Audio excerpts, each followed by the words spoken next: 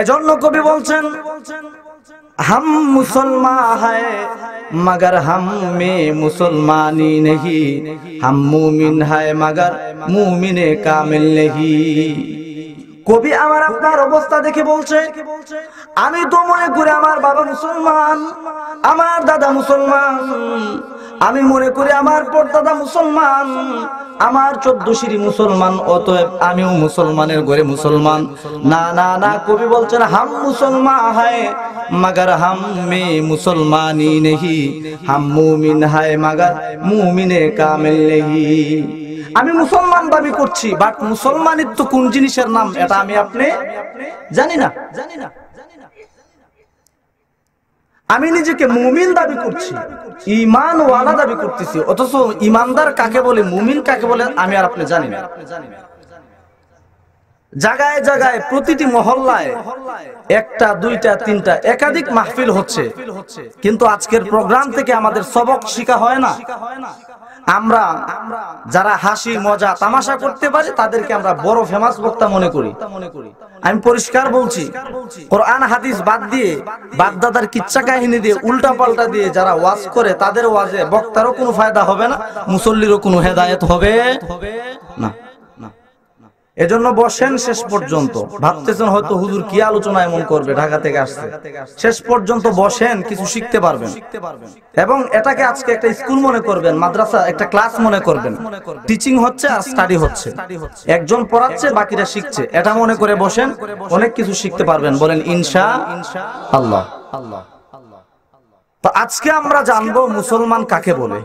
আমি যে মুসলমান দাবি করছি, আমার বয়স 25 প্লাস, কারো বয়স 30 প্লাস, কারো 50 হয়ে গেছে, অনেক মুরব্বীরা এক পা কবরে রাইখা দিছে, কিন্তু আমি আর আপনি আজও পর্যন্ত জানতে পারলাম না মুসলমান কাকে বলে। তো আসুন, মুসলমান 3 জিনিসের নাম। কয় জিনিসের নাম? সবাই বলেন কয় জিনিসের নাম? 3 জিনিস মুখস্থ করেন। আমরা লা ইলাহা ইল্লাল্লাহু মুহাম্মাদুর রাসূলুল্লাহ, সবাই পড়েন সাল্লাল্লাহু আলাইহি ওয়াসাল্লাম। রাসূলুল্লাহর নাম যখন আসে, আল্লাহর রাসূল আমাদের নবীর নাম যখন আসে, তখন প্রথম সাল্লাল্লাহু আলাইহি ওয়াসাল্লাম বলা পড়া প্রত্যেকের জন্য ওয়াজিব হয়ে যায়। এখন আমি আর আপনি যদি সাল্লাল্লাহ না পড়ি, কবিরা গুনাহগার হব। একটা ওয়াজিব ছেড়ে দেওয়ার কারণে কবিরা গুনাহ হবে। এজন্য রাসূলুল্লাহর নাম আসলে আমরা কি পড়ব? সাল্লাল্লাহু আলাইহি ওয়াসাল্লাম। এটা একটা সবক, মুখস্থ করেন। তো আমরা এই লা ইলাহা ইল্লাল্লাহু মুহাম্মাদুর রাসূলুল্লাহ সাল্লাল্লাহু আলাইহি ওয়াসাল্লাম এই কালিমা পড়ার মধ্য দিয়ে ইসলাম ধর্ম গ্রহণ করেছে। আমি আর আপনি আজকে মনে করছি এই কালিমা পড়লেই বোধহয় মুসলমান হয়ে যায়। আমরা এটা মনে করি না? আমরা এটাই মনে করি যে কোনো ব্যক্তি যদি এই কালিমা পড়ে নেয় তাহলে কি হয়ে যায়? মুসলমান হয়ে যায়।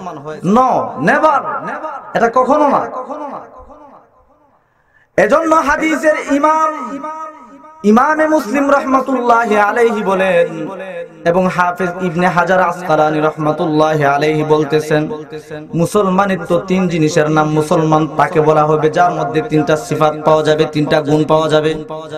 1 নম্বরে হলো, কোন বান্দার বান্দি যদি মুমিন হতে চায়, কোন বান্দার বান্দি যদি মুসলমান হতে চায়, ওই বান্দা অন্তরে এই বিশ্বাস করতে হবে আল্লাহ ছাড়া আর কোন মাবুদ নাই, এবং মুহাম্মদুর রাসূলুল্লাহ তিনি শেষ নবী, তারপরে আর কোন নবী।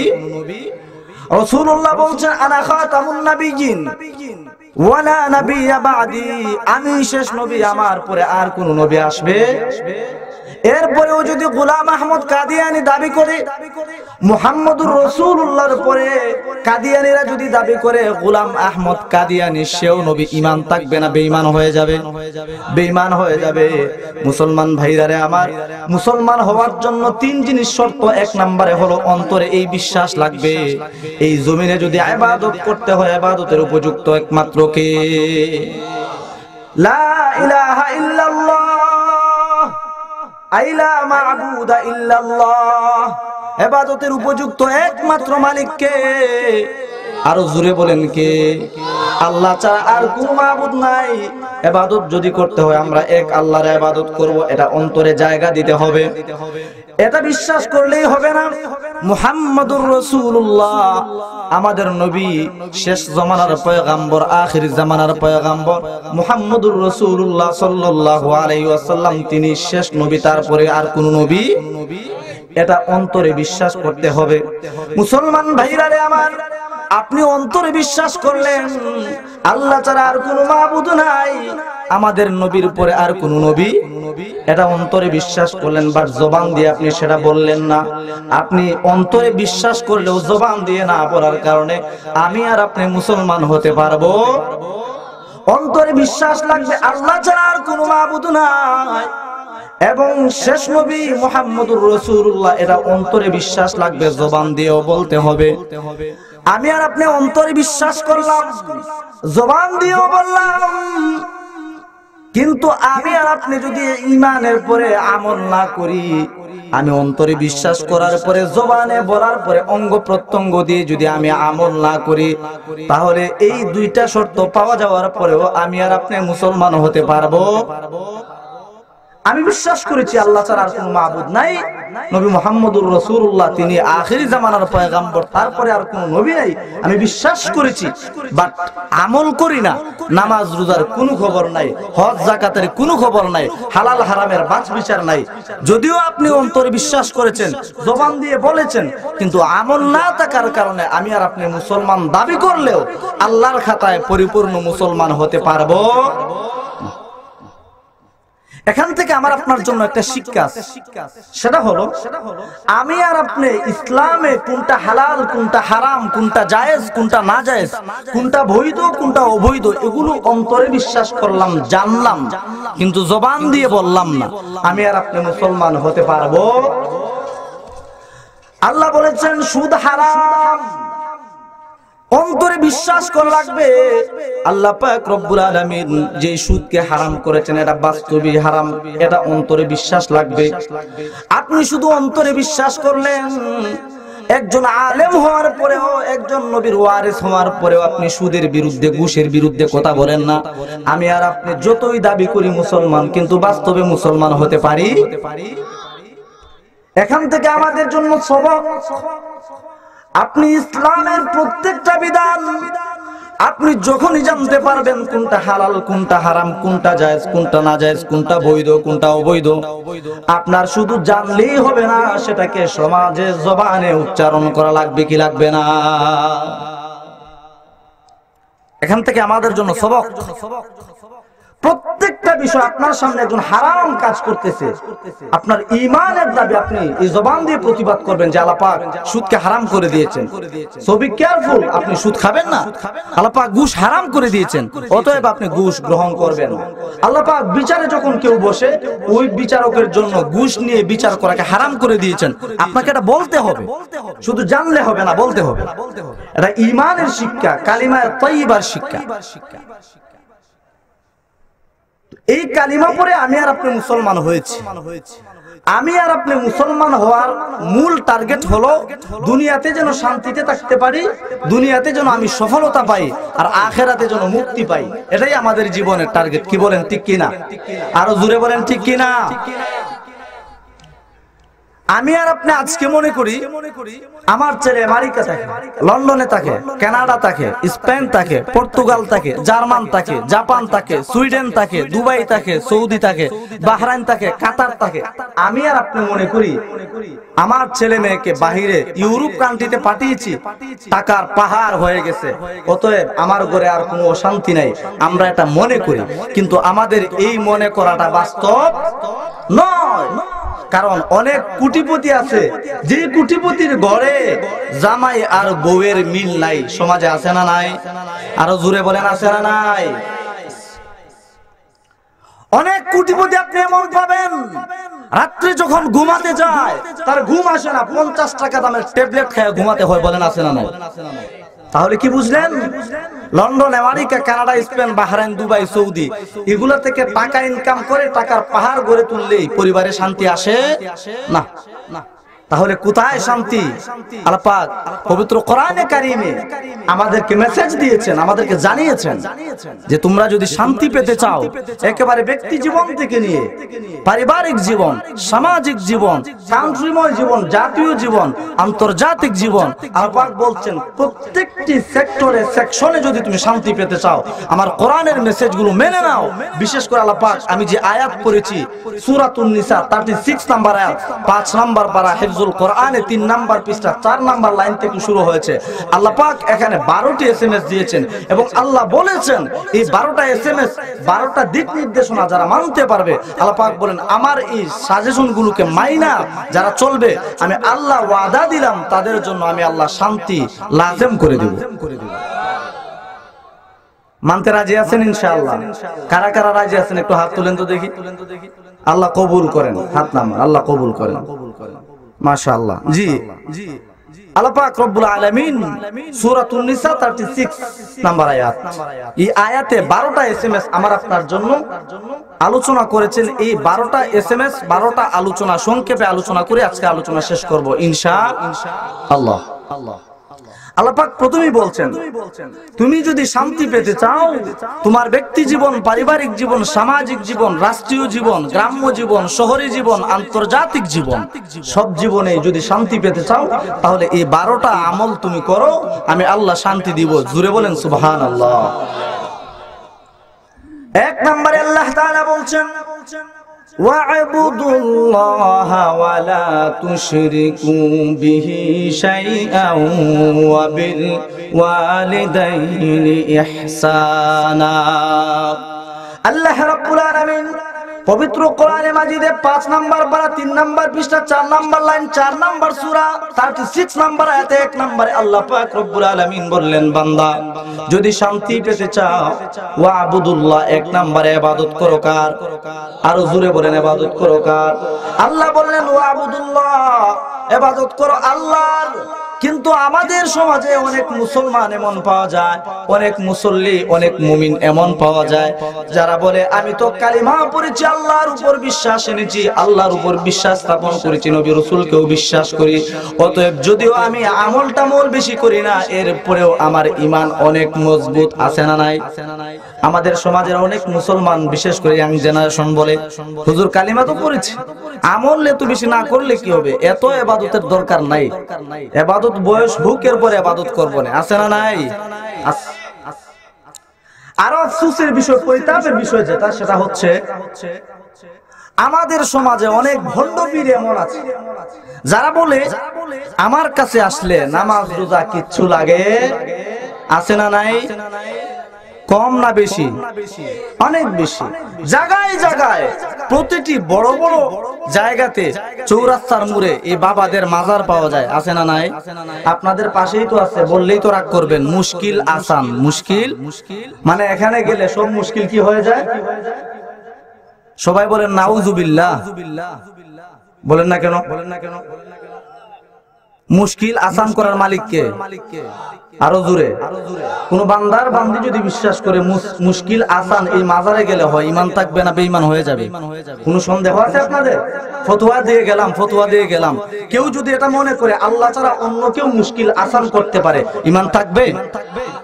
পরিষ্কার কথা। এজন্য আমি বললাম যে আমরা সবাই তাহাজ্জুদের ফজিলত বয়ান করি, নফল নামাজের ফজিলত বয়ান করি, পাঞ্জাবি টুপি পাগড়ি এগুলোর ফজিলত বয়ান করি, ঈমান আমল ঠিক আছে কিনা এটার কোনো খবর আমাদের নাই। এজন্য আমি মনে করি একজন ক্ষুদ্র আলেম হিসাবে আমি মনে করি প্রত্যেকটা আলেমের উচিত আজকে এই সমস্ত নফল টফল বাদ দিয়ে ঈমান আমল ফরজ ওয়াজিব এগুলো নিয়ে আলোচনা করা দরকার। কি বলেন আপনারা? ঈমানই যদি ঠিক না থাকে আমল করে কোনো লাভ আছে? বলেন না কেন? ঈমান ঠিক না থাকলে আমল করে কোনো লাভ আছে? আমাদের সিলেটে বলে খোলই, সিলেটের বাহিরে সব জায়গাতে এই খোলইরই বলে গুলা, যদিও আমরা বড়টাকে বলি গুলা, তারা খোলইরই বলে কি গুলা। এই গুলা বা খোলর নিচে যদি ছিদ্র থাকে আর সারাদিন মাছ রাখেন, মাছ থাকবে না পড়ে যাবে? পড়ে যাবে। তো আপনার ঈমান এটা হচ্ছে একটা গুলা, একটা খোলই, এটার নিচে যদি ছিদ্র থাকে, আপনার ঈমানটাই যদি টেকসই না থাকে, আপনি সারা জীবন নামাজ নামক যে মাছ আছে, রোজা নামক যে মাছ আছে, হজ নামক যে মাছ আছে, যাকাত নামের যে মাছ আছে। মোট কথা সব আমল নামের যে মাছগুলো, ওইগুলো যদি আপনি ঈমান নামক গুলার ভিতরে, খোলের ভিতরে রাখেন, আপনার আমল থাকবে না, গুলার নিচে পড়ে যাবে, নিচে পড়ে যাবে। এটা আমার আপনার কমন সেন্সই তো বলে। খোলের নিচে যদি ছিদ্র থাকে, মাছ যেভাবে আটকে না, যতই মাছ রাখেন, সারাদিন মাছ রাখতে পারেন, বাট মাছ থাকবে না। আপনার আমার ঈমান যদি ঠিক না থাকে, এটার নিচে যদি ছিদ্র থাকে, তাহলে আমল করে কোনো কাজে আসবে? বুঝাতে চাচ্ছিলাম, আমাদের সমাজে অনেক ভণ্ড পীর আছে, যাদের কাছে গেলে নাকি নামাজ রোজা কিচ্ছু লাগে না। আল্লাহু আকবার। এই পীরের নামে বর্তমানে ধর্ম ব্যবসা চলতেছে। হক্কানি পীরের কাছে আপনি যান, শুধু যাইবেন না, আপনার জন্য যাওয়াটা জরুরি। আপনি বরুণার পীর সাহেবের কাছে যান, আরো যারা যারা বুজুর্গানে কেরাম আছেন তাদের কাছে যান, আহমদ শফি সাহেবের কাছে যান, পীর সাহেবের চরমুনায়ের কাছে যান, উজানির পীরের কাছে যান, আরো বড় বড় ইমাম বাড়ির পীর সাহেব আছেন, ওনাদের কাছে যান, আল্লামা নুরুল ইসলাম ওলিপুরি হুজুর আছেন, আরো যারা আমাদের মুরব্বী বুজুর্গানে কেরাম আছেন তাদের কাছে যান, তাদের সোহবতে যান, তাহলে ঈমান মজবুত হবে। কিন্তু আমি বলতে চাচ্ছি, আজকে পীরের নামে ভণ্ডামি হচ্ছে। মুসলমানদের ঈমান আর আমলকে ধ্বংস করার জন্য ভণ্ড পীরেরা উঠে পড়ে লেগেছে। বলেন ঠিক কিনা? তাদের কাছে গেলে নাকি নামাজ রোজা কিচ্ছু লাগে। আমি আজকে আপনাদের সামনে একটা তথ্য দিতে চাই। গত 17 জানুয়ারি আমার প্রোগ্রাম ছিল নেত্রকোনার কলমাকান্দা, বাংলাদেশের একেবারে শেষ প্রান্ত। এরপরে আর কোনো বাংলাদেশ না, একদম কাটাতার স্ট্রিট থেকে দেখা গেছে। প্যান্ডেলের বাহির থেকে আমাকে দেখেছে, ওই যে লাইট মেরে কাটাতার দেখা যায়, মানে এরপরে ইন্ডিয়া। তো ওখানে আমি যাওয়ার পরে আমাকে একটা স্লিপ দিল। প্রথম স্লিপেই লেখলো, হুজুর এখানে বন্ড পীর অনেক আছে, অতএব এই বিষয়ে কথাবার্তা বলতে সতর্কতার সাথে কথা বলতে হবে। 2 নাম্বার স্লিপ দিল আরবিতে। সেখানে লেখা হলো, আমি হুবহু বলছি, ফি মিনতাকাতিনা মুরশিদুন আই মুরশিদুন ওয়া ইয়াকুল ইন তুবাইনি আহাদুর ফি কবরিক লিউজিবা আন আসইলাতিল মালায়েকা। চিল্লা পড়েন নাউযুবিল্লাহ। কিসের নাউযুবিল্লাহ? এই আরবিতে আমাকে একটা স্লিপ দিয়েছে, কাগজ দিয়েছে, সেই কাগজের মধ্যে আরবিতে লিখে দিয়েছে। আরবিতে এজন্য দিয়েছে যে পাশের যারা আছে ওরা যেন না বুঝে। এটার অর্থ হচ্ছে, ট্রান্সলেশন হচ্ছে, তরজমা হচ্ছে, আমাদের এলাকায় একটা ভণ্ড পীর আছে। আমাকে বলতেছে এই কাগজে, আমাদের এলাকায় একটা কি আছে? হক্কানি পীর না ভণ্ড পীর? আরো জোরে, ভণ্ড পীর। সেই ভণ্ড পীর কি বলে? হুয়া ইয়াকুল, সে বলে, মানুষের কাছে বলে বেড়ায়, ইন তুবাইনি আহদুর ফি কবরিক, কই যদি তুমি আমার কাছে মুরিদ হও, নামাজ রোজা কিচ্ছু লাগবে না, আমি তোমার কবরে আইসা হাজির হব। ফেরেশতারা যখন তোমাকে প্রশ্ন করব, আমি তোমার পক্ষ থেকে পীর সাহেব জবাব দিব। সুবহানাল্লাহ, সুবহানাল্লাহ না নাউযুবিল্লাহ। ওই পীর, যেই পীর বলল নামাজ রোজা কিচ্ছু লাগবে না, আমি তোমার কবরের জবাব দিব, তার ঈমান আছে না বেঈমান হয়ে গেছে? কোনো সন্দেহ আছে? কোনো সন্দেহ নেই।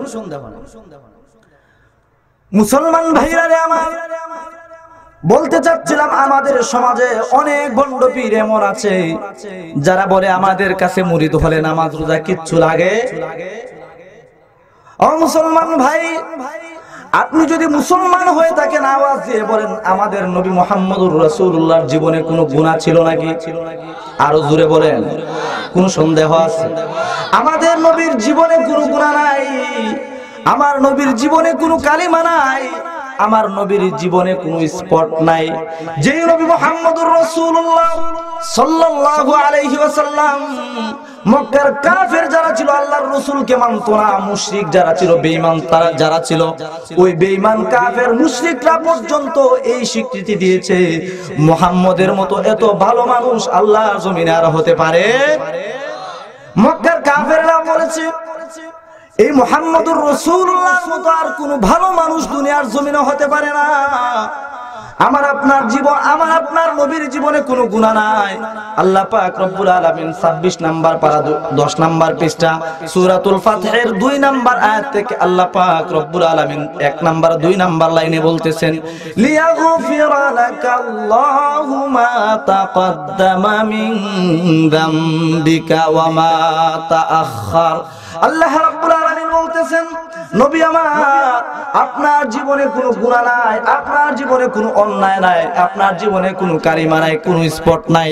নবী আমার, এরপরে আপনি নবী শুনে রাখেন, একটু খেয়াল করে বুঝেন।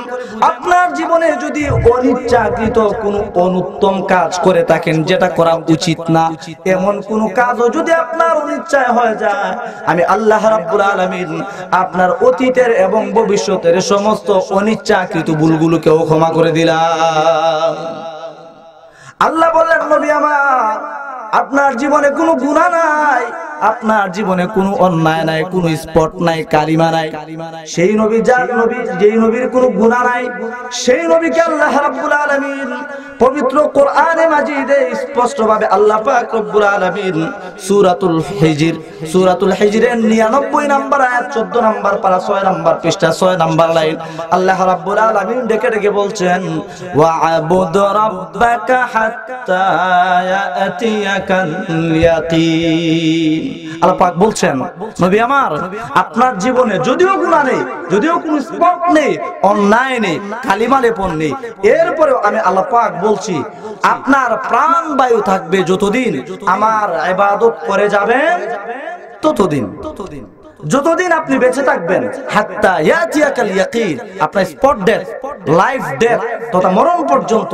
যেই নবীর গুনাহ নাই, ওই নবীকে বলতেছেন যে আপনি যদিও আপনার গুনাহ নেই, এরপরেও মরণ আসা পর্যন্ত আমার ইবাদত করা লাগবে। কাকে বলছেন? যেই নবীর কোনো গুনাহ নাই। এখন আমার আপনার গুনাহ আছে না নাই? খুব কম না খুব বেশি? কদমে কদমে গুনাহ, কদমে কদমে গুনাহ। তাহলে যেই নবীর জীবনে কোনো গুনাহ নেই, স্পট নেই, অন্যায় নেই, সেই নবীর যদি মরণ পর্যন্ত ইবাদত লাগে, তাহলে আমার আপনার মরণ পর্যন্ত ইবাদতের দরকার আছে না নাই? আছে। এখন যদি কোনো বান্দা বলে যে না, নামাজ রোজা বেশি কিছু লাগে না, এত ইবাদত বندگی করে কি করাম, এটা যদি কেউ বলে, ঈমান থাকবে না বেঈমান হয়ে যাবে। আল্লাহ রাব্বুল আলামিন এই ইবাদতের কথাগুলো কোরআনে কারীমে অসংখ্য জায়গা আমাদেরকে বলেছেন, বান্দা জীবনে যে অবস্থায় থাকো, যে সিচুয়েশনে থাকো, যে পজিশনে থাকো, সর্বাবস্থায় ইবাদত করতে হবে কার? মুসলমান ভাইরা রে আমার, এই ইবাদতের কথাগুলো আল্লাহ পাক রব্বুল আলামিন কোরআনে কারীমে বারবার বলেছেন। যেমন কয়েকটা আয়াত শুনেন। আল্লাহ রব্বুল আলামিন কোরআনে কারীমের 1 নাম্বার সূরার নাম হচ্ছে সূরাতুল ফাতিহা। সূরাতুল ফাতিহার ভিতরে আল্লাহ পাক রব্বুল আলামিন বললেন, ইয়্যাকা না'বুদু ওয়া ইয়্যাকা নাস্তাঈন।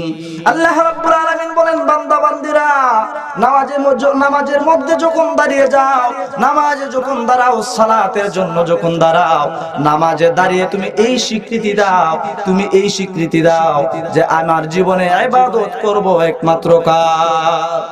এরপর আল্লাহ রাব্বুল আলামিন পবিত্র কোরআনুল কারীমের 2 নাম্বার সূরার নাম হচ্ছে সূরাতুল বাকারা। সূরাতুল বাকারা 28 নাম্বার আয়াত, 1 নাম্বার পারা, 3 নাম্বার পৃষ্ঠা। আল্লাহ পাক রব্বুল আলামিন 10-11 নাম্বার লাইনে বলছেন, ইয়া আইয়ুহান নাসু উ'বুদু রাব্বাকুমুল্লাযী খালাকাকুম ওয়াল্লাযীনা মিন ক্বাবলিকুম লাআল্লাকুম তাত্তাকুন। আল্লাহ পাক বলছেন, হে আমার বান্দা বান্দিরা, যেহেতু আমি আল্লাহ তোমাদেরকে সৃষ্টি করেছি, যেহেতু আমি আল্লাহ তোমাদেরকে বানিয়েছি, অতএব ইবাদত করবা কার? এরপর আল্লাহ রাব্বুল আলামিন পবিত্র কোরআনে কারীমে অসংখ্য জায়গায় বলেছেন। মুসলমান ভাইরা আমার, কয়টা বলবো, সারা রাত কোরআন থেকেই বলা যাবে। আল্লাহ পাক রব্বুল আলামিন সূরাতুল বাকারার 83 নাম্বার আয়াত, 1 নাম্বার পারা, 11 নাম্বার পৃষ্ঠা, 11, 12 নাম্বার, 13 নাম্বার লাইনে আল্লাহ পাক বলছেন, ওয়া ইয আখাযনা মিসাকা বানি ইসরাঈলা লা তা'বুদুনা ইল্লাল্লাহ। আল্লাহ রাব্বুল আলামিন বলছেন, বান্দা আমি তোমার কাছ থেকে কিচ্ছু চাই না, কিচ্ছু চাই না। তোমার কাছে গাড়িও চাই না, বাড়িও চাই না, টাকা পয়সা কিচ্ছু চাই না। আমি তোমার কাছ থেকে একটা অঙ্গীকার নিতে চাই। আল্লাহ এখানে বনি ইসরাইল বলে শুধু বনি ইসরাইলকে বুঝান নাই, পুরো উম্মাহকে বুঝিয়েছেন। আল্লাহ পাক বুঝাতে চাচ্ছেন, বান্দা আমি তোমার কাছে একটা ওয়াদা চাই, একটা জিনিস তোমার কাছে চাই। বান্দা তুমি ওয়াদা করো, আমার সাথে প্রতিজ্ঞাবদ্ধ হও, যতদিন পর্যন্ত তোমার জীবন থাকবে ইবাদত করবা কার? আল্লাহ রাব্বুল আলামিন এই কথাগুলো কোরআনে কারীমের আরো অনেক জায়গায় বলেছেন। 8 নাম্বার পারা 17 নাম্বার পৃষ্ঠা আল্লাহ পাক রব্বুল আলামিন সূরাতুল আরাফ পবিত্র কোরআনে কারীমের 7 নাম্বার সূরা সূরাতুল আরাফের 59 নাম্বার আয়াত, 65 নাম্বার আয়াত, 73 নাম্বার আয়াত আল্লাহ রাব্বুল আলামিন বলছেন লাকাদ আরসালনা নূহান ইলা কওমিহি ফাকালা ইয়া কওমি ইবুদুল্লাহ মা লাকুম মিন ইলাহিন গায়রু। আল্লাহ পাক বলছেন ও আমার বান্দা বান্দীরা শুনো শুনো শুনো, এই ইবাদতের কথা তোমরা মনে করতে পারো কেবল উম্মতে মুহাম্মদী, শুধু মুহাম্মদের উম্মতকে এই ইবাদত করার জন্য বলতেছি। No no, that impossible. বরং আমি আল্লাহ যত নবী পাঠিয়েছি, যত রাসূল পাঠিয়েছি, উদাহরণ স্বরূপ আল্লাহ পাক বলতেছেন আমি নূহ আলাইহিস সালাতু ওয়াস সালামকে এই পৃথিবীতে নবী করে পাঠিয়েছি, নবী বানিয়ে পাঠিয়েছি। এই নূহ আলাইহিস সালামকে যখন নবী বানালাম, আমি আল্লাহ রাব্বুল আলামিন নূহ আলাইহিস সালাতু ওয়াস সালামের কাছে ওহী পাঠাইলাম। আমি নূহ আলাইহিস সালাতু ওয়াস সালামকে বলেছিলাম ও আমার পয়গম্বর, ও নূহ পয়গম্বর, আপনি আপনার উম্মতের কাছে যান, আপনার উম্মতের কাছে গিয়ে দাওয়াত দেন, তাদেরকে বলেন লা ইলাহা ইল্লাল্লাহ, আল্লাহ ছাড়া আর কোনো মাবুদ নাই। শুধু এই কালিমা পড়লেই হবে না, তাদেরকে জানিয়ে দিন ফাকালা ইয়া কওমি ইবুদুল্লাহ, আপনার উম্মতকে বলেন শুধু কালিমা তাইয়্যিবা পড়লেই হবে না, বরং কালিমা পড়ার পরে মরণ পর্যন্ত ইবাদত করা লাগবে কার। এরপর আল্লাহ বলতেন সূরাতুল আরাফ 7 নাম্বার সূরা, সূরাতুল আরাফে আল্লাহ পাক রব্বুল আলামিন 65 নাম্বার আয়াত 65 নাম্বার আয়াতে বলছেন ওয়া ইলা আদিন আখাহুম হুদা ক্বালা ইয়া কওমি ইবুদুল্লাহ মা লাকুম মিন ইলাহিন গায়রুহু আফালা তাত্তাকুন। এরপর আল্লাহ পাক বললেন ও মুসলমান বান্দা বান্দীরা শুনো শুনো শুনো। 27 হালের মুসলমানেরা মনে করতে পারে মনে হয় শুধু নূহ নবীকে আল্লাহ ইবাদতের কথা বলেছেন। ন ন, আল্লাহ পাক বলছেন আমি আদ জাতির কাছে হুদ আলাইহিস সালাতু ওয়াস সালামকে নবী করে পাঠিয়েছিলাম। ওই হুদ পয়গম্বরকেও বলেছে আপনি আপনার উম্মতের কাছে যান, আপনার উম্মতের কাছে গিয়ে তাদেরকে কালিমা তাওহীদের দাওয়াত দেন আর বলেন মরণ পর্যন্ত ইবাদত করা লাগবে। একজনের আওয়াজ করে বলেন তিনি কে? এরপর আল্লাহ রাব্বুল আলামিন অসংখ্য জায়গায় বলেছেন। কত জায়গায় বলবো? সূরাতুন নিসা যে আয়াতে কারিমা পড়লাম 4 নাম্বার সূরা সূরাতুন নিসা 36 নাম্বার আয়াত 5 নাম্বার পারা 3 নাম্বার পৃষ্ঠা 4 নাম্বার লাইনে আল্লাহ পাক এখানেও বললেন বান্দা ঈমান আনার পরে যেই কাজটা করতে হবে সেটা হচ্ছে আমি আল্লাহর গোলামি করা। সুবহানাল্লাহ। শুধু তাই না, শুধু তাই না, সাইয়্যিদুনা ইউসুফ আলাইহিস সালাতু ওয়াস সালাম নাম শুনেছেন নি? নাম শুনছেন আপনারা? কারা কারা ইউসুফ আলাইহিস সালাতু ওয়াস সালাম নাম শুনছেন? হাত জাগান। আর কারা শুনেন নাই? এই না শুনলে কিন্তু হাত তুলেন না। সবাই শুনছেন? ইউসুফ জুলাইখার কাহিনী আছে না? আল্লাহু আকবার, কত চমৎকার তাফসীর। তো ইউসুফ আলাইহিস সালাতু ওয়াস সালামকে যখন কারাগারে নেওয়া হয়েছিল, জেলখানায় গিয়েছিলেন না ইউসুফ আলাইহিস সালাম? কেন গিয়েছিলেন? এই হকের কারণেই গিয়েছিলেন জেলখানায়। সুতরাং হক কথা বলে জেলখানায় যাওয়া এটা নবী রাসূলের সুন্নাত, বলেন ঠিক কি না? সুতরাং বর্তমান জমানায়ও যদি হক কথা বলে উলামায়ে কেরাম জেলে যায়, ভাববেন না হুজুররা নির্যাতিত হইতেছে। শুধু নির্যাতিত না, হুজুররা আম্বিয়ায়ে কেরামের সুন্নাত পালন করতেছে। সুবহানাল্লাহ। সাইয়্যিদুনা হযরত ইউসুফ আলাইহিস সালাতু ওয়াস সালাম জেলখানার ভিতরে যখন আবদ্ধ ছিলেন, জেলখানার ভিতরে থাকা অবস্থায় আল্লাহ রাব্বুল আলামিন হযরত ইউসুফ আলাইহিস সালাতু ওয়াস সালামকে জেলখানার মধ্যে আবদ্ধ করে হযরত ইউসুফের ঈমানটাকে পরীক্ষা করতেছিলেন। হযরত ইউসুফকে মিশরের বাদশা অনেক প্রলোভন দেখিয়েছে, অনেক লোভ দেখিয়েছে, যাতে করে তিনি আল্লাহর গোলামি ছেড়ে দুনিয়ার মানুষের গোলামি শুরু করেন। পবিত্র কোরআনে মাজিদের 12 নম্বর সূরা সূরা ইউসুফে আল্লাহ পাক রব্বুল আলামিন 40 নম্বর আয়াত 12 নম্বর পারা 19 নম্বর পৃষ্ঠায় আছে। হযরত ইউসুফ আলাইহিস সালাতু ওয়াস সালামকে যখন বলল ইউসুফ তুমি আল্লাহর ইবাদত ছেড়ে দাও, এক আল্লাহর বিশ্বাস তুমি ছেড়ে দাও আর তার ইবাদত ছেড়ে দাও, তাহলে সমস্ত রাজত্ব তোমাকে দেওয়া হবে।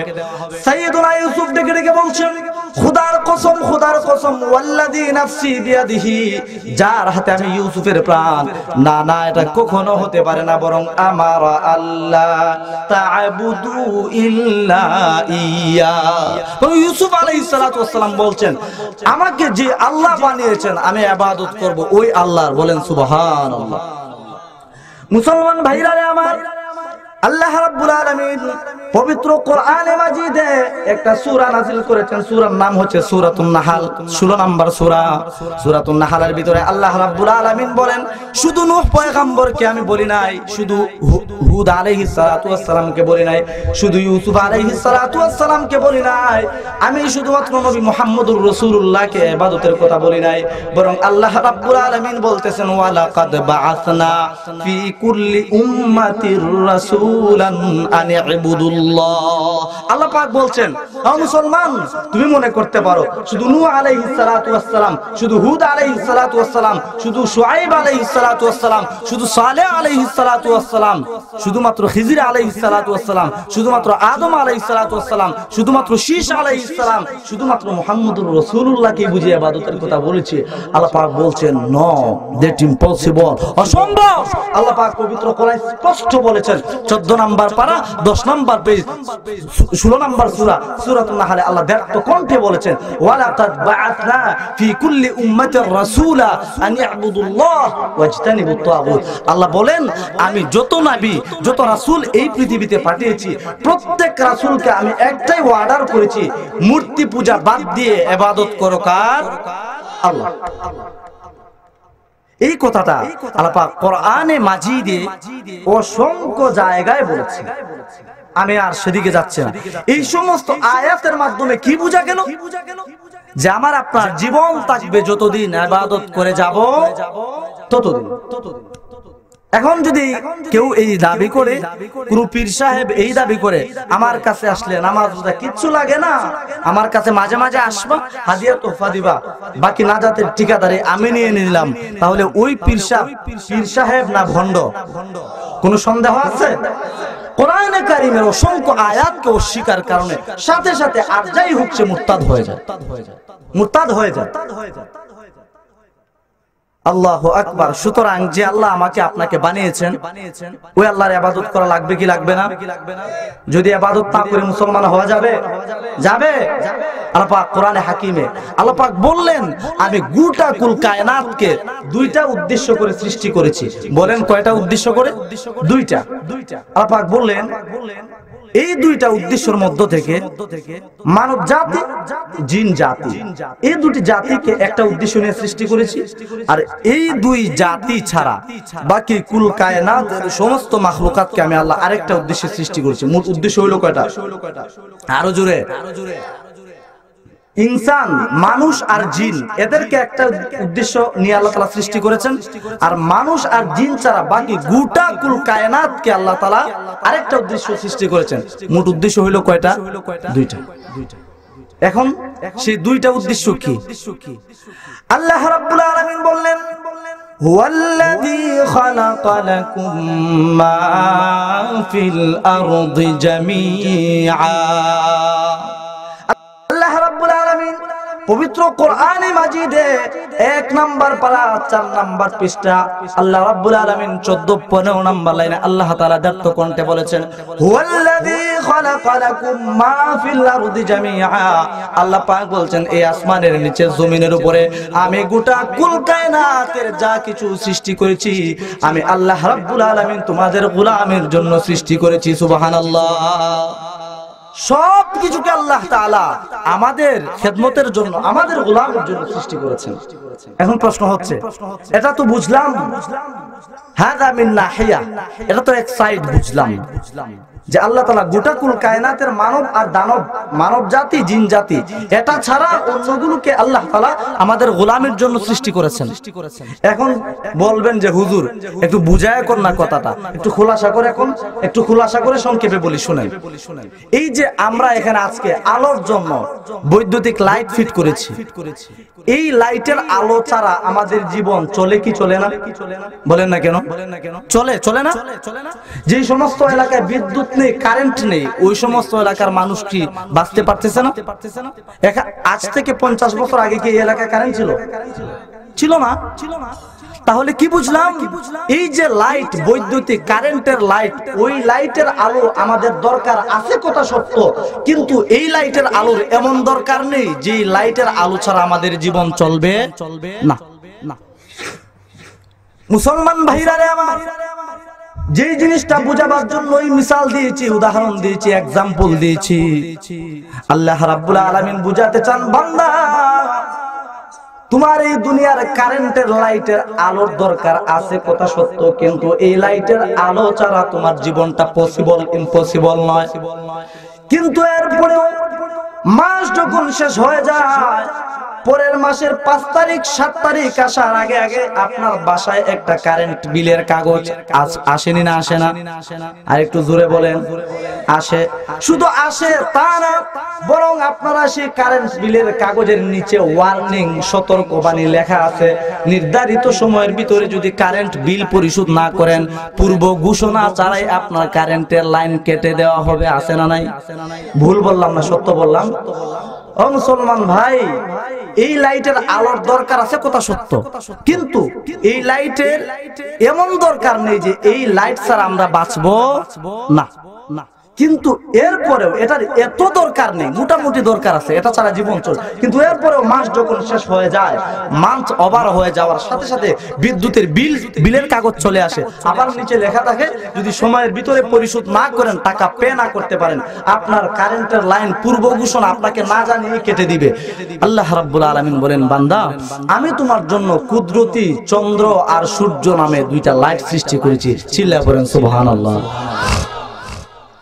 মুসলমান ভাইরা রে আমার, কারেন্টের লাইটের আলো ছাড়া আমার আপনার জীবন চলে পসিবল, এটা অসম্ভব না। কারেন্ট যতদিন ছিল না আমরা কিন্তু বেঁচে ছিলাম, কিন্তু এই সূর্যের আলো, সূর্যের পাওয়ার, এটা কুদরতি এমন একটা লাইট। আল্লাহ পাক রব্বুল আলামিন যদি ওই সূর্যের আলোটা ফিরিয়ে নেন, এই পৃথিবীতে কোনো প্রাণী বসবাস করতে পারবে? আল্লাহ রাব্বুল আলামিন যদি শুধু 1 সপ্তাহ, অনলি জাস্ট 1 উইক, 1 সপ্তাহ যদি আল্লাহ সূর্যের আলো বন্ধ করে দেন, দেখবেন গাছ পাতা তরুলতা যেগুলো আছে এগুলো সব মারা গেছে। মুসলমান ভাইরা রে আমার, আল্লাহ রাব্বুল আলামিন বলেন, বান্দা হুয়াল্লাযী খালাকালাকুম মা ফিল আরদি জামিআ, আমি আল্লাহ এই যে কুদরতি একটা লাইটিং ব্যবস্থা করে দিলাম, লাইটিং এর ব্যবস্থা করে দিলাম, ওই লাইটের প্রয়োজনীয়তা এত বেশি যে ওই লাইটের আলো ছাড়া আমাদের জীবন চলবে। শুধু আমাদের জীবন না, কুল কায়নাতের কোনো মাখলুক বাঁচবে না, গাছলতা তরুলতা যত কিছু আছে কিচ্ছু বাঁচবে না, সবগুলো বিনষ্ট হয়ে যাবে, মারা যাবে। আল্লাহ বলেন, বান্দা যেই লাইটের আলো ছাড়া তোমার জীবন চলে, এরপরেও মাস শেষে তোমার কাছে কাগজ চলে আসে, বিলের কাগজ। কিন্তু মুসলমান ভাইরারে আমার, যদি মুসলমান হয়ে থাকেন, আল্লাহকে বিশ্বাস করেন, আওয়াজ করে জবাব দিবেন, এই সূর্যের আলো ছাড়া আমাদের জীবন চলবে নাকি? আমাদের জীবন চলবে না। এরপরে আল্লাহ পাক রব্বুল আলামিন বলেন, বান্দা যে আলো ছাড়া তোমার জীবন চলবে না, লাইফটা ইম্পসিবল। কিন্তু আজ পর্যন্ত আপনার জীবনের 25 বছর হয়ে গেছে, 30 বছর হয়ে গেছে, 50 বছর হয়ে গেছে, একটু সতর্কতার সাথে আওয়াজ করে জবাব দেন তো, আজ পর্যন্ত ওই লাইটের জন্য কোন বিলের কাগজ আপনাদের সাথে হেলে আসছে নাকি? আল্লাহ বললেন, বান্দা আমি তো আপনাদেরকে একটা মিসাল, একটা উদাহরণ দিলাম, কুল কায়নাতের যত কিছু আছে আল্লাহ পাক রব্বুল আলামিন বলেন, বান্দা কুল কায়নাতের সব কিছুকে আমি আল্লাহ রব্বুল আলামিন তোমাদের খাদেম হিসাবে বানায়া দিলাম।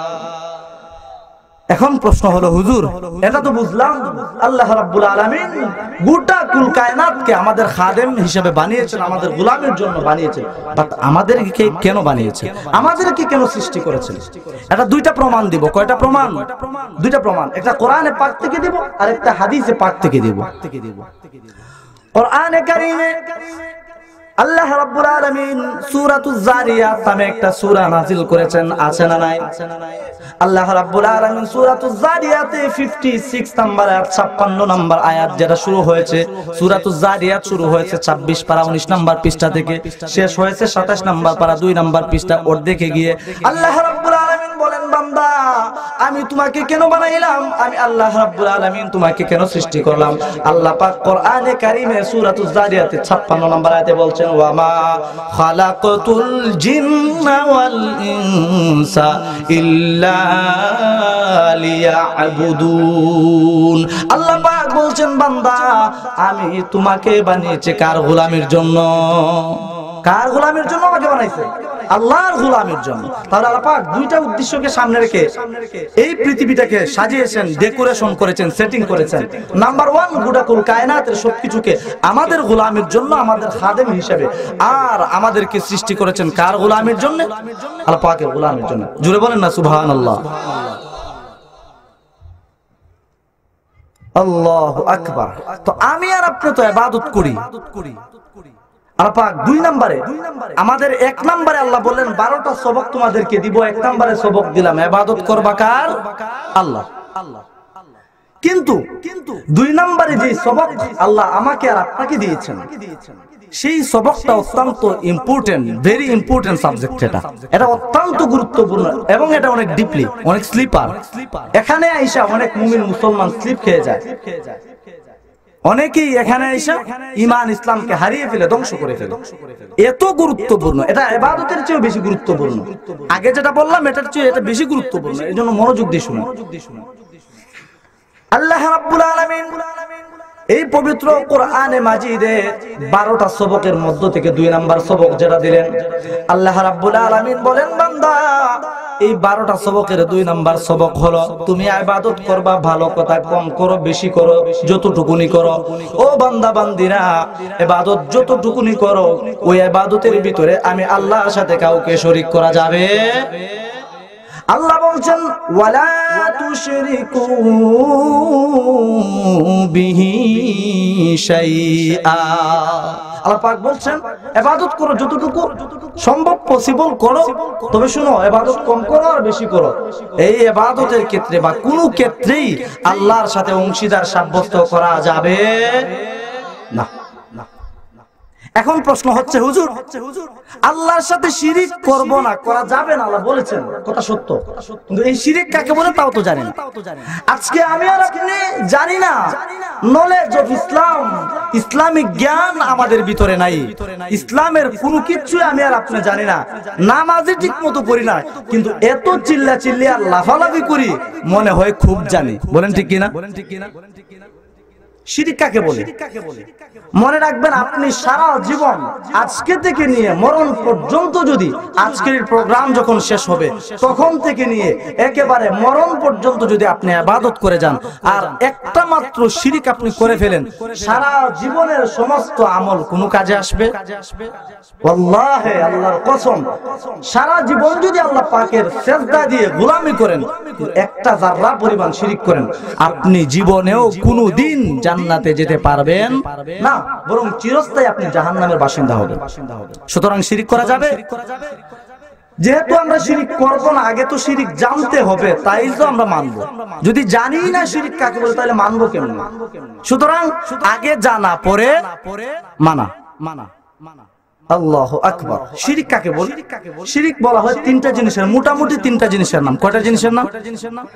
আল্লাহর জাত, সবাই বলেন আল্লাহর জাত, আল্লাহর সিফাত, আল্লাহর সিফাত, আল্লাহর আফআল, সবাই বলেন আল্লাহর আফআল। আল্লাহর জাত, সিফাত, আফআল, এই 3 জিনিসের কোন জিনিসে কাউকে শরীক করা যাবে না। এটাকেই বলে শিরিক। যদি শরীক করেন এটাকেই শিরিক বলে। এখন প্রশ্ন হলো, হুজুর শিরিক কেন করব না? কেন করব না শিরিক? শিরিক করলে কি হবে? মুসলমান ভাইরা রে আমার, কোরআনে কারীমকে যদি জিজ্ঞেস করেন, কোরআন যদি শিরিক করি তাহলে কি হবে? কি হবে? শিরিক যদি আমি জীবনে করে ফেলি আমার কি হবে অবস্থাটা? কোরআনে কারীম আপনাকে জবাব দিবে। কোরআনে কারীম খুলে দেখুন, আল্লাহ পাক রব্বুল আলামিন 5 নাম্বার পারা 5 নাম্বার পৃষ্ঠা সূরাতুন নিসা 46 और 48 নাম্বার আয়াতে আল্লাহ রাব্বুল আলামিন বলেছেন, ইন্নাল্লাহা লা ইয়াগফিরু আন ইউশরাকা বিহি ওয়া ইয়াগফিরু মা দুনা যালিকা লিমান ইয়াশা ওয়া মান يشرك بالله فقد افترى ইসমান আযীমা। কোরআনকে যদি জিজ্ঞেস করেন কোরআন যদি শিরক করি কি হবে, কোরআন আমাকে জানিয়ে দিয়েছে। কোরআনে কারীম 5 নম্বর পারা 5 নম্বর পেজ আল্লাহ পাক স্পষ্ট বলেছেন যে বান্দা শিরক করবে আমি আল্লাহ ওই বান্দাকে কোনদিন ক্ষমা করব না। চিল্লা পড়েন নাউজুবিল্লাহ। এই কোরআনকে যদি জিজ্ঞেস করেন কোরআন আমি শিরক ছাড়া জীবনে বহু অন্যায় করেছি, বহু পাপ করেছি, বহু কবিরা সগীরা গুনাহ করেছি, আমার অবস্থাটা কি হবে? আল্লাহ রাব্বুল আলামিন কোরআনে মাজিদের মাধ্যমে জবাব দিচ্ছেন। কোরআন আপনাকে ডেকে ডেকে বলছে সূরাতুন নিসা 4 নম্বর সূরা 116 নম্বর আয়াত আল্লাহ পাক রব্বুল আলামিন 5 নম্বর পারা 16 নম্বর পৃষ্ঠা বলেছেন ইন্নাল্লাহা লা ইয়াগফিরু আন ইউশরাকা বিহি ওয়া ইয়াগফিরু মা দুনা যালিকা লিমান ইয়াশা ওয়া মান يشرك بالله فقد ضل ضلالا بعيدا। আল্লাহ রাব্বুল আলামিন বলেন বান্দা তুমি আমাকে প্রশ্ন করেছো, তুমি শিরক করো নাই কিন্তু জীবনে বহু অন্যায় করেছো, নামাজ ছেড়েছো, রোজা ছেড়েছো, হজ ছেড়েছো, যাকাত ছেড়েছো, সাদাকা ছেড়েছো, এতিমের হক মেরে খেয়েছো। ও বান্দা তুমি আমাকে প্রশ্ন করেছো শিরক করো নাই, কবিরা গুনাহের তোমার কোনো অভাব নাই, এবার তোমার কি হবে?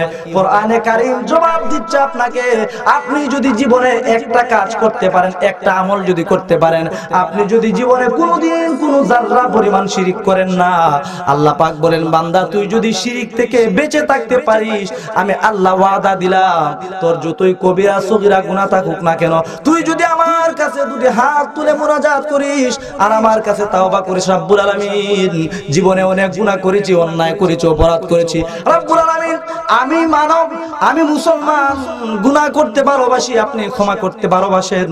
আল্লাহ পাক বলছেন কোন বান্দার বান্দা যদি এভাবে আমি আল্লাহর কাছে তাওবা করে আর জীবনে যদি একটা কাজ করতে পারে শিরক করে না, শিরক করে না, শিরক করে না, আমার আল্লাহ বলেন ওই বান্দার বান্দির চোখের পানি নাকের ডগায় আসার আসে আগে আগে আমি আল্লাহ তার জীবনের তামাম গুনাহগুলো ক্ষমা করে দেই। শর্ত হচ্ছে শিরক করা যাবে। এখন প্রশ্ন যদি করেন কোরআনকে কোরআন, আমার আর একটা প্রশ্ন আছে কোরআন, কোরআন বলে কি প্রশ্ন? আমি আর আপনি কোরআনকে প্রশ্ন করলাম কোরআন মনে করো আমি একটা শিরক করে ফেললাম, এখন আমার অবস্থা কি হবে? কি আপনাদের প্রশ্ন জাগে না?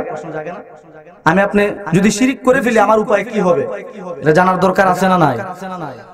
এখনো অনেকে আবার মনে মনে ভাববে হুজুর আমগো তো শিরক করি না, মাথায় গিয়ে সেজদা দেই না, কোনো মানুষের সামনে মাথা নত করি না, আল্লাহর গোলামি করি, আমি তো শিরক করি না, অতএব শিরকের ওয়াজ বন্ধ করেন। কি বলেন না দরকার আছে?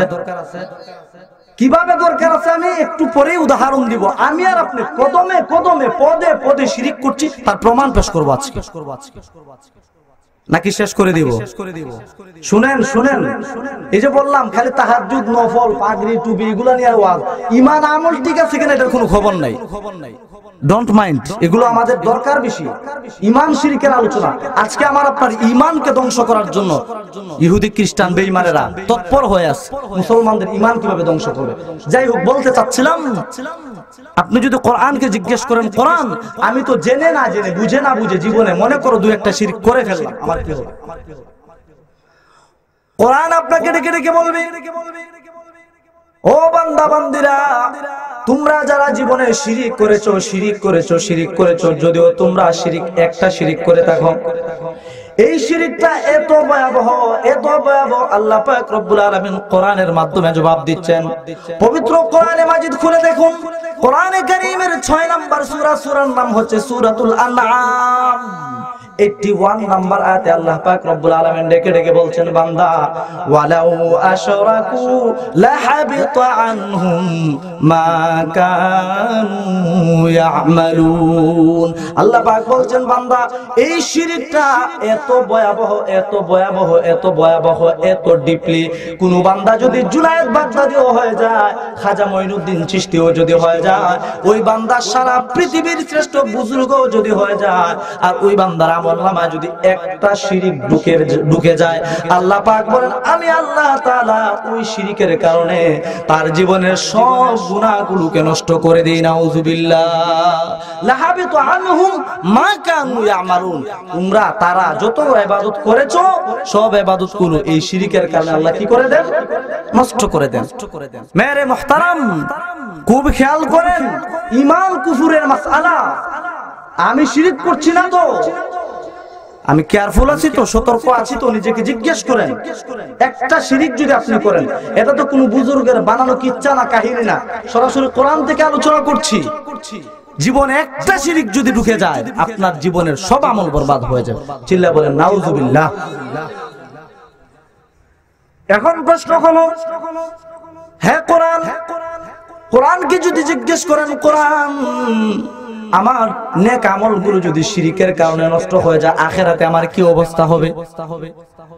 আখিরাতে আমার কি অবস্থা হবে? কোরআন আপনাকে ডেকে ডেকে বলবে। পবিত্র কোরআনে মাজিদের 5 নাম্বার সূরার নাম হচ্ছে সূরা আল মায়েদা। সূরাতুল মায়েদার 72 নাম্বার আয়াত, 6 নাম্বার পারা, 19 নাম্বার পৃষ্ঠা, 12-13 নাম্বার লাইনে আল্লাহ পাক রব্বুল আলামিন ডেকে ডেকে বলছেন। 10-11 নাম্বার লাইনে আল্লাহ পাক বলছেন, ইন্নাহু মাইয়ুশরিক বিল্লাহি ফাকাদ হারামাল্লাহু আলাইহিল জান্নাতা ওয়া মাআওয়াহুন্না। এই কোরআন আপনাকে জবাব দিবে, ও বান্দা বান্দিরা শুনে নাও, জীবনে যদি একটা শিরিক করো, সামান্য থেকে সামান্য শিরিক যদি তোমার আমলের ভিতরে ঢুকে যায়, ও মুসলমান বান্দা বান্দিরা, তোমাদের জীবনের সব আমলগুলো নষ্ট হয়ে যাবে। আর যার জীবনের আমলগুলো নষ্ট হয়ে যাবে শিরিক করার কারণে, ওই বান্দা যখন কবরে যাবে, আল্লাহ রাব্বুল আলামিন সূরাতুল মায়েদার 72 নাম্বার আয়াত, 6 নাম্বার পারা, 19 নাম্বার পৃষ্ঠা, 10-11 নাম্বার আয়াতে আল্লাহ পাক বলছেন, আমি আল্লাহ রাব্বুল আলামিন ওই একটা শিরিকের কারণে ওই বান্দার জন্য জান্নাতকে হারাম করে দিই আর জাহান্নামকে ওয়াজিব করে দেই। নাউযুবিল্লাহ। একটা শিরিক করলে একদিনের জন্য না, যে হয়তো কিছুদিন শাস্তি পায়া এরপরে জান্নাতে যাবেন। আল্লাহ পাক বলেন, হারামাল্লাহু আলাইহিল জান্নাহ ওয়া মাওয়াহুন নার। শুধু জান্নাত তোমার উপর আমি হারাম করে দিই, 2-1 দিনের জন্য নয়, বরং আমি আল্লাহ চিরদিনের জন্য তোমার আমলগুলোকে বরবাদ করে দিই, এই জান্নাতকে হারাম করে দিই এবং জাহান্নামকে তোমাদের জন্য ওয়াজিব করে দিই। বলে নাউযুবিল্লাহ। এখন প্রশ্ন হলো, হুজুর এখন যত কিছুই বলেন হুজুর, শিরিক করে ফেলছি, এখনো তো এইদিকে খেয়াল করেন, ওইদিকে কি দেখেন? হুজুরে ওয়াজ করতেছে নাকি? এদিকে সবাই এদিকে খেয়াল দেন। এটা বদ অভ্যাস, শ্রোতারা এদিক সেদিক, কেউ আসলে এদিক সেদিক তাকায়, আজীব তামাশা। এখন কথা হলো, হুজুর শিরিক করে ফেলছি, এখন এই দুনিয়াতে তো এখনো বেঁচে আছে, করবোটাকে একটু বলেন না। আর না হয় এই শিরিক নিয়ে কবরে গেলে তো জীবনে জান্নাতে যেতে পারবো না, চিরদিনের জন্য জাহান্নামে যাব। কি শেষ করে দেব নাকি? আচ্ছা আচ্ছা।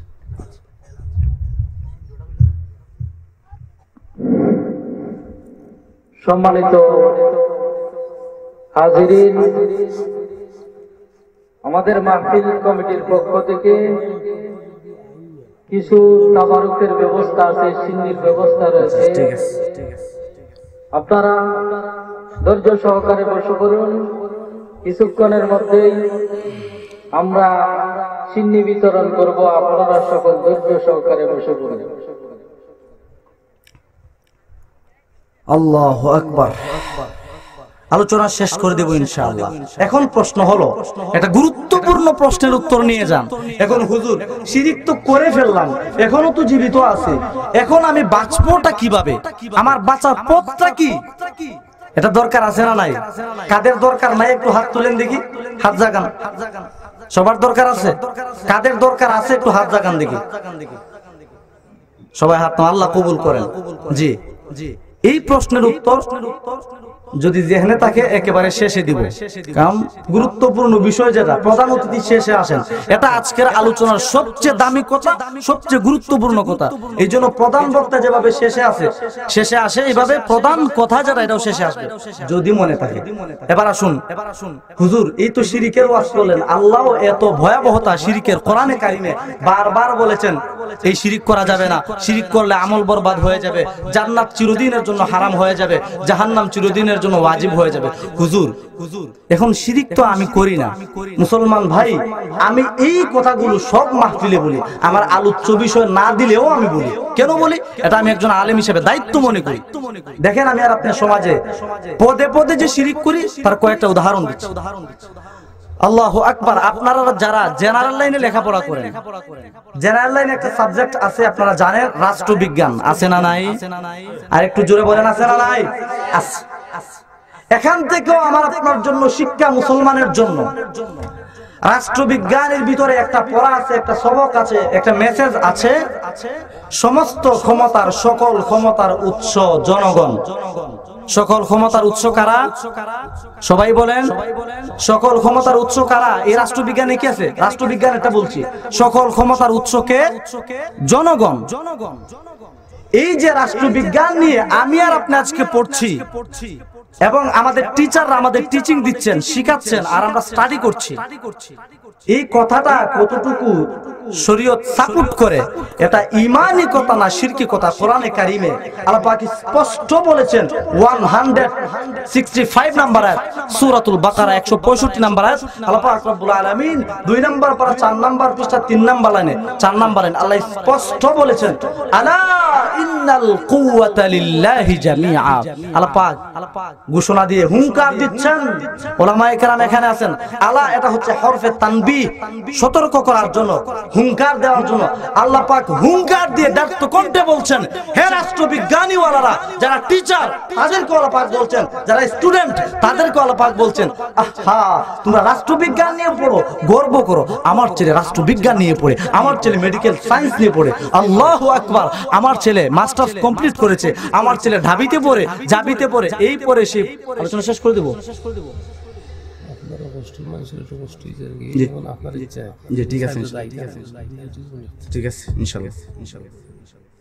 আচ্ছা শুনেন, যেটা বলতে চাচ্ছিলাম, আল্লাহ তাআলা হুঙ্কার দিয়ে বলছেন, সাবধান রাষ্ট্রবিজ্ঞান ওয়ালারা, শুনো শুনো, সকল ক্ষমতার উৎস জনগণ নয়। আলা সাবধান, ইন্নাল কুওয়াতা লিল্লাহি জামিআ। এখানে জামিআ শব্দ এসেছে তাকিদের জন্য। আল্লাহ পাক বলছেন সকল ক্ষমতার উৎস, সকল ক্ষমতার উৎস একমাত্র কে? আরো চিল্লায় বলেন কে? আল্লাহ।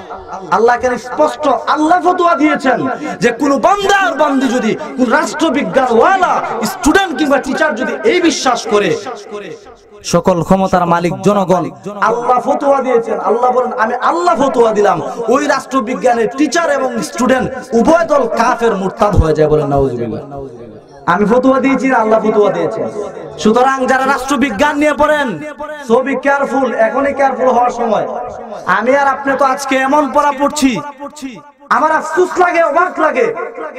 ক্লাস 6 থেকে নিয়ে একেবারে অনার্স পর্যন্ত, মাস্টার্স পর্যন্ত প্রত্যেকটা ক্লাসের বাংলা যে সাহিত্য কিতাবগুলো, বইগুলো, সাবজেক্টগুলো আছে, সবগুলোতে শিরকে ভরপুর, বিবর্তনবাদের শিক্ষা দিয়ে আজকে আমাদের কচি বাচ্চাগুলোকে শিরকের দিকে ধাবিত করা হচ্ছে।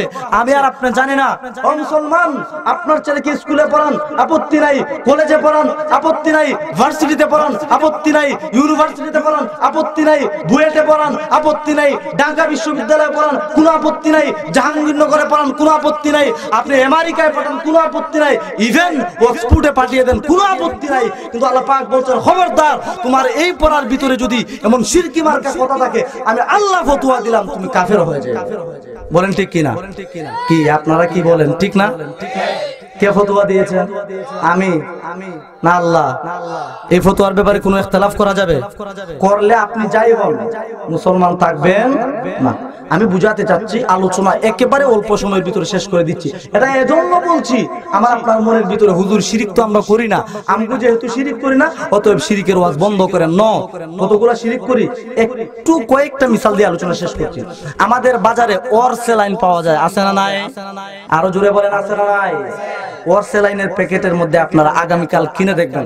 এখানে আরেকটা বিষয় বলি, আপনারা তো মনে করেন হুজুররা মনে হুজুর কুরআন হাদিস জানে, আর কিচ্ছু জানে না, মিলাদ কিয়াম হয়তো এগুলাই বুঝে। ও দোস্ত, অরসেলাইন খায় কয় কারণে? দেখি বলেন তো দেখি। এখানে তো অনেকেই শিক্ষিত আছেন, অরসেলাইন কয় কারণে খায়? হ্যাঁ, দুই কারণে, একজনে বলছে পেটলামার কারণে, শুধু পেটলামার কারণে না, পরসেলাইন দুই কারণে খায়। নাম্বার 1, যদি আপনার পেটে ভাইরাস ঢুকে যায়, অর্থাৎ পেটে যদি সমস্যা হয়, ডায়রিয়া হয়, তখন কি খাই আমরা? বলেন না কেন? পরসেলাইন। আরেকটা হচ্ছে পানি শূন্যতার জন্য। কিসের জন্য? পানি শূন্যতা পূরণের জন্য। ভুল বললাম না বাস্তব বললাম? মুসলমান ভাইরা রে আমার, আমি আর আপনি মনে করি তো শিরিক করে না, অতএব হুজুর শিরিকের ওয়াজ করে লাভ নাই। আল্লাহ পাক রব্বুল আলামিন কোরআনে মাজিদে কেন বারবার আমাকে সতর্ক করেছেন? এজন্য করেছেন, আল্লাহ জানেন ওই যে সাধারণ থেকে সাধারণ একটা ওয়ারসেলাইনের ভিতরে লেখা আছে, ওয়ারসেলাইনের ভিতরে লেখা আছে, ওয়ারসেলাইন শিশুর জীবন বাঁচায়। চিল্লা পড়েন সুবহানাল্লাহ, সুবহানাল্লাহ। এই মুসল্লি সব পাগল। সুবহানাল্লাহ না নাউজুবিল্লাহ। শিশুর জীবন কি ওয়ারসেলাইন বাঁচায় না আল্লাহ বাঁচায়? ও মুসলমান ভাই, আমি আর আপনি যে মনে করি শিরিক করি না, এই ছোট ছোট কয়েকটা মিসাল দিতেছি। আমি আর আপনি জানিও না শিরিক যে করি। আল্লাহ রাব্বুল আলামিন 3 নাম্বার পারা 12 নাম্বার পৃষ্ঠা, 7 নাম্বার পারা 19 নাম্বার পৃষ্ঠা সহ অসংখ্য জায়গা আল্লাহ রাব্বুল আলামিন বলেন ইউহয়ি ওয়া ইউমিত। আল্লাহ রাব্বুল আলামিন বলেন ওয়ারসেলাইন শিশুর জীবন বাঁচায় না, যত কুল কায়নাতের মাখলুকাত আছে সবগুলোর জীবন বাঁচানোর মালিককে, মৃত্যু দেওয়ার মালিককে। এখন যদি কেউ এই বিশ্বাস করে, যেটা ডাক্তাররা বিশ্বাস করে, বর্তমান জামানার ডাক্তারদের, সায়েন্স বিজ্ঞানীদের যে বিশ্বাস এই ওয়ারসেলাইন শিশুর জীবন রক্ষা করে, ও মুসলমান ভাই, এটা যদি কেউ বিশ্বাস করে, বিশ্বাস করতে দেরি হবে, বেঈমান হতে দেরি হবে। সন্দেহ আছে? আল্লাহু আকবার। আলোচনা কত করব, অনেক আমার নিজেরই অনেক কষ্ট হচ্ছে, আপনাদের তো কত কষ্ট হইতেছে আল্লাহ ভালো জানেন। এরপরে 2-3 মিনিটে বলি, আমাদের বাংলাদেশের সংবিধান কয়টা? বলেন না, আমি হাত তুললাম কি লিখে, আপনারা দেখেন না? সংবিধান কয়টা? আরো আসতে বলেন। 4টা। আমি আর আপনি আজকে জেনারেল লাইনে লেখাপড়া করি। আচ্ছা হুজুরদের কথা বাদ দেন না, ওরা তো মাদ্রাসা কোরআন হাদিস পড়ে। জেনারেল লাইনে পড়ি, এরপরে বাংলাদেশের নাগরিক দাবি করি, মাশাআল্লাহ ডিজিটাল আইডি কার্ডও আছে। এরপরেও আমি আর আপনি বাংলাদেশের সংবিধান জানি না। এর চেয়ে আফসোসের কি হতে পারে? বাংলাদেশের সংবিধান চিল্লায় বলেন কয়টা? 4টা। 1 নাম্বার গণতন্ত্র। 1 নাম্বার কি? এই কথাগুলো আপনারা মাইন্ড করেন না, এই কথাগুলো কোন হুজুররা সাধারণত বলে না, কিন্তু এখন থেকে আমাদেরকে বলতে হবে, সতর্ক করতে হবে। কেন বলে না আল্লাহ ভালো জানেন। হয়তো অনেকে এজন্য বলেন না যে রাষ্ট্রবিরোধী কথা বলে আমাকে গ্রেফতার করবে। ও মুসলমান, মরণ আপনার যেদিন হওয়ার ওই দিনই হবে। রাষ্ট্রবিরোধী না, যে কোনো কিছু বিরোধী কথা যদি বলেন, এই কথার কারণে এমন তো হবে না যে আপনি 5 বছর আগে মারা যাবেন। কেমন হবে নাকি? আপনার মরণ যেদিন হওয়ার, যখন হওয়ার তখনই হবে। অতএব হক কথাগুলো আমাকে আপনাকে বলতেই হবে। সূরাতুল আরাফ 34 নম্বর আয়াতে আল্লাহ পাক বলছেন যে প্রত্যেক মানুষের লিকুল্লি উম্মাতিন আজাল, ইজা জা আজালুহুম লা ইস্তাখিরুনা সাআতাও ওয়া লা ইস্তাকদিমুন। যার যখন মরণ হওয়ার তখনই হবে। মুসলমান ভাইরা রে আমার, বাংলাদেশের সংবিধান 4টা। 1 নাম্বার সংবিধান, এই 4টা সংবিধান বলে শেষ করে দেব। 1 নাম্বার সংবিধানের নাম হচ্ছে গণতন্ত্র। কি তন্ত্র? গণতন্ত্র। গণতন্ত্রের মতবাদ হচ্ছে সকল ক্ষমতার উৎস জনগণ। গণতন্ত্রের মতবাদ কি? সকল ক্ষমতার উৎস জনগণ। এটা ঈমানি কথা না বেঈমানি কথা? সুতরাং গণতন্ত্রকে যারা মনে প্রাণে দিলে জানে তনে মনে বিশ্বাস করে, ওরা মুসলমান না বেঈমান? আরে বলেন না কেন? বেঈমান। কোরআন থেকে স্পষ্ট প্রমাণ দিয়ে যাচ্ছি, ফতোয়া দিয়ে যাচ্ছি। আলা ইন্নাল কুওয়াতা লিল্লাহি জামিআ। 2 নাম্বার পারা 4 নাম্বার পৃষ্ঠা 3-4 নাম্বার লাইন, সূরাতুল বাকারা 165 নাম্বার আয়াত। আল্লাহ স্পষ্ট বলেছেন সমস্ত ক্ষমতার উৎস জনগণ নয়, একমাত্র কে? আল্লাহ। এখন এর বিরুদ্ধে যদি কেউ বলে তার ঈমান থাকবে না বেঈমান হবে? আপনারাই ফতোয়া দিয়েছেন, আল্লাহ ফতোয়া দিয়েছেন। 2 নাম্বার সমাজতন্ত্র। কি তন্ত্র? আমি আর আপনি যে শিরিক পদে পদে করি, জানিও না, দাবি করি শিরিক করি না, বুঝানোর জন্য এই কয়টা বলে শেষ করছি। সমাজতন্ত্র মানে কি? আগে সমাজ পরে নমাজ। আমাদের সমাজে আছে না? কয়েক বেটা রাখ, আগে সমাজ এরপরে তো নমাজ, আছে না নাই? আগে সমাজ পরে নমাজ, না আগে নমাজ পরে সমাজ? কোন বান্দা যদি এটা মনে করে আমার সমাজ আমাকে যেটা শিক্ষা দিয়েছে, আমার সমাজ আমাকে যা বলেছে এটা আগে, ইসলাম পরে, খোদার কসম করে বলছি ওয়াল্লাহি ওই সমাজতন্ত্রবাদী যে নাগরিক আছে সমস্ত নাগরিকেরা কাফের হয়ে যাবে, কাফের হয়ে যাবে, মুরতাদ হয়ে যাবে। বলেন ঠিক কিনা? আগে ইসলাম না সমাজ? আমার দেশে সমাজবাদী আছে না নাই? এটা কি শিরিক হয় না? ও মুসলমান, আপনি যে বাংলাদেশের নাগরিক, আপনিও তো সমাজতন্ত্রের স্লোগান দেন, আপনিও তো ঘুমানোর সময় গণতন্ত্রের স্বপ্ন নিয়ে ঘুমান, ঘুম থেকে উঠলেই দেখেন গণতন্ত্রের স্বপ্ন দেখি যে ঘুমের ভিতরে। ও মুসলমান, মরবেন তো একদিনই, ইমানকে পরিষ্কার করেন, শিরিক করা যাবে না। 3 নম্বরে শেষ করে দিচ্ছি, জাতীয়তাবাদ। কি বাদ? জাতীয়তাবাদ, ন্যাশনালিজম। ইংরেজিতে কি বলে? ন্যাশনালিজম। জাতীয়তাবাদের অর্থ হচ্ছে আমার মূল পরিচয় বাঙালি, হিন্দু, মুসলমান, বৌদ্ধ, খ্রিস্টান, আমরা সবাই ভাই ভাই, আমাদের মূল পরিচয় আমরা বাঙালি জাতি। আমরা কি জাতি? এটা যদি কেউ বিশ্বাস করে আমার মূল পরিচয় আমি বাঙালি জাতি, ইমান থাকবে না, বেঈমান হয়ে যাবে। ও মুসলমান, ইমান থাকবে না, বেঈমান হয়ে যাবে। আমার জাতীয়তা হচ্ছে, আমার ন্যাশনালিটি হচ্ছে, আমার ন্যাশনালিজম হচ্ছে, ফার্স্টে হচ্ছে ইসলাম, এরপর আমি বাঙালি জাতি। বলেন ঠিক কিনা? কোন বান্দা যদি বিশ্বাস করে ইসলাম পরে, আমার জাতীয়তা আগে, আমার দেশ আগে, ইমানদার থাকবে না, বেঈমান হয়ে যাবে। স্পষ্ট কথা। 4 নাম্বার আমার দেশের সংবিধানের 4 নাম্বার যেটা, ধর্ম নিরপেক্ষতা। কি নিরপেক্ষতা? আমাদের সমাজে আছে না নাই? আমার দেশে আছে না নাই? ধর্ম নিরপেক্ষতা মানে হুজুর অসুবিধাটা কোথায়? মন্দিরেও যাওয়া যায়, মসজিদেও। আমার সমাজে আছে না নাই? এমন মুসল্লি নাই, এমন নেতা নাই যেই নেতা মন্দিরেও যায়, মসজিদেও যায়। আল্লাহর কসম করে বলছি, কোন নেতা যদি এটা মনে করে মন্দিরে গেলে অসুবিধা নাই, মন্দিরে গেলেও সমস্যা নাই, মসজিদে গেলেও সমস্যা নাই, মন্দিরে গিয়ে তোর ইবাদত করতেছি না, কোনো অসুবিধা নাই, এটা যদি কোনো নেতা মনে করে, আমি ফতোয়া দিয়ে গেলাম মুফতি হাবিব বিন ইব্রাহিম, ওই নেতা আর যাই হোক সাথে সাথে কাফের হয়ে যায়, কাফের হয়ে যায়, কাফের হয়ে যায়। ফতোয়া দিয়ে গেছি, স্পষ্ট ফতোয়া। মনে রাখবেন, আমি আগেই বলেছি, আমি তাহাজ্জুদের ওয়াজ আর নফলের ওয়াজ আমি করি না। এখন মুসলমানদের ঈমান আমল রক্ষার ওয়াজ করতে হবে। বলেন ঠিক কিনা? ঈমান আমলের কোনো খবর নাই।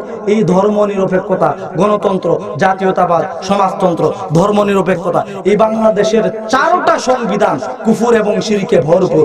আল্লাহ পাক যেন আমাদেরকে আমাদের জীবনের প্রতিটি মুহূর্তে যেন আল্লাহ তাআলা আমাদের শিরিক মুক্ত ঈমানি আমলি জিন্দেগি দান করেন। সবাই বলেন আমিন। ওয়া আখিরু দাওয়ানা আলহামদুলিল্লাহি রাব্বিল আলামিন।